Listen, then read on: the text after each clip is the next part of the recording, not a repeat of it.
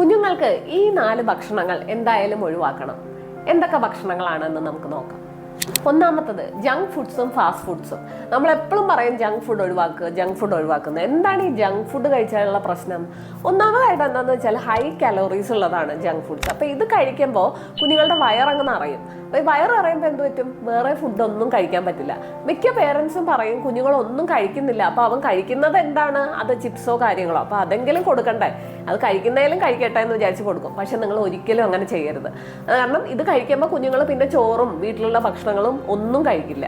അപ്പോൾ burger, pizza, snacks items ഇതൊക്കെ ഒഴിവാക്കുക. കാരണം കുഞ്ഞുങ്ങളിൽ ഈ പൊണ്ണത്തടി ഇപ്പോഴേ ചെറിയ കുഞ്ഞുങ്ങളിൽ കൂടുതലാണ്.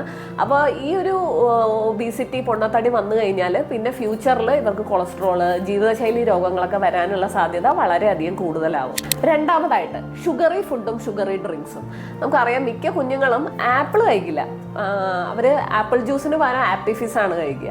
അതുപോലെ മാംഗോ ജ്യൂസിന് പകരം മാസയാണ് കഴിക്കുക. അപ്പോൾ പുറത്തുനിന്ന് വാങ്ങുന്ന ഈ ഫ്രൂട്ട് ജ്യൂസസിൽ ഒട്ടും തന്നെ ഫ്രൂട്ട്സിന്റെ കണ്ടന്റ് ഇല്ല എന്നുള്ളത് നമുക്കറിയാം.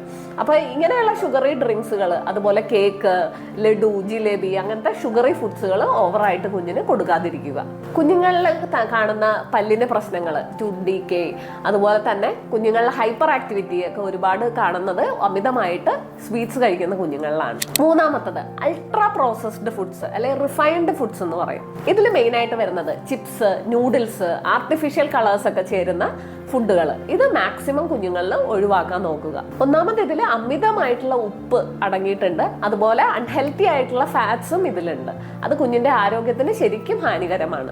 നാലാമതായിട്ട് ബേക്കറി ഐറ്റംസ്, ഒരുപാട് ഉപ്പുള്ള സാധനങ്ങൾ, സ്പൈസി ആയിട്ടുള്ള സാധനങ്ങൾ.